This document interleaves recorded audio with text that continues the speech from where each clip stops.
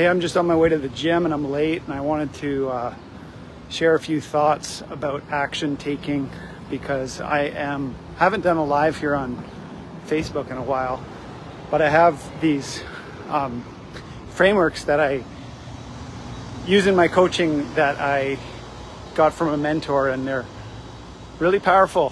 They're like a great way to get outside of the prison of overthinking, because I think that's one of the biggest epidemics, at least it has been in my own personal life, is overthinking and getting into analysis paralysis. But ever since I started committing to fitness and getting back into my body and jiu-jitsu, it's like I hurt all the time, like I'm in pain all the time, but it's kind of the good kind of pain. It's the pain that I remember being in when I was a competitive hockey player in my late teens. It's like when you skate so hard that your legs are like wobbly and you are in pain. It just becomes a natural way of life.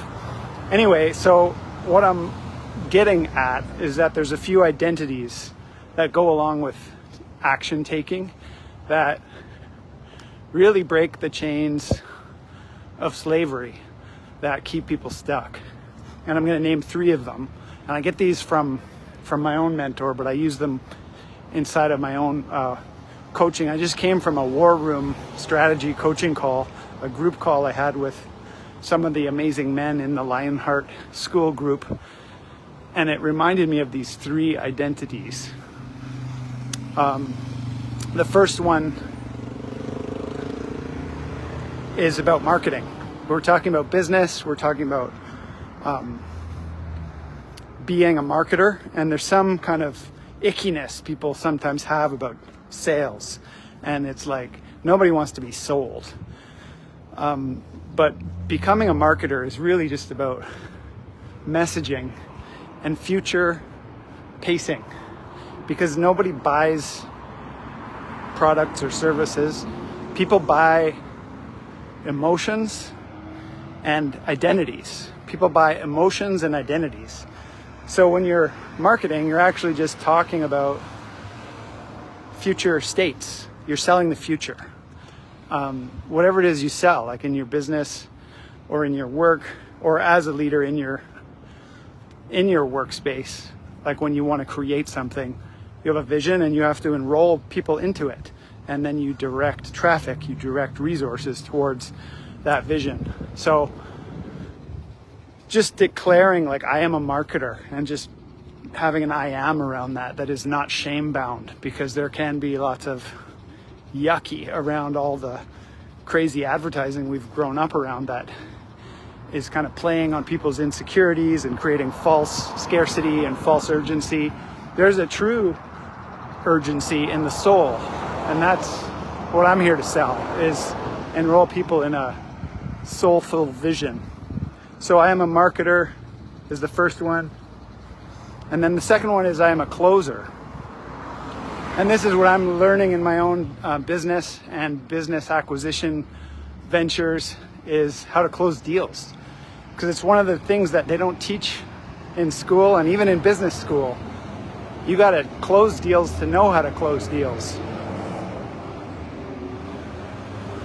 But the funny thing about closing is you can't close someone who's not open. You cannot close someone who's not open. So there needs to be a level of openness in your vision and your commitment in the words you use. So being a closer is kind of an identity, you know. In the business world, there's closers are kind of a thing, but I think it's also about commitment, because when you close in on money, and money is a commitment signal. Money is a commitment signal, and these days you don't have to look very far to realize that we're in a crisis of commitment, a massive crisis of commitment in so many areas: relationships, money, health, fitness. It's hard to find committed people who are committed. So if you have something you're committed about, power to you. If you've got a fire burning in you so strong that you have a strong commitment, then you're one of the few. And the third one, I'm almost at my destination, so I'm gonna wrap this up and land this plane. But the third one is being a leader, not a savior. And there's a big difference between a leader and a savior. You don't want to be a savior. Saviors get crucified.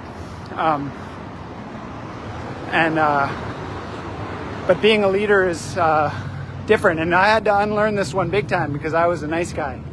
And I wanted to help people. And I wanted to please people. And I wanted to be liked by people. But being a leader means also not needing that outside validation, but pointing to the vision. And that's different. It's like my mentor, Jesse Elder, would say, better to be a lighthouse than a tugboat any day. I'll leave it on that. Big love. Bye for now.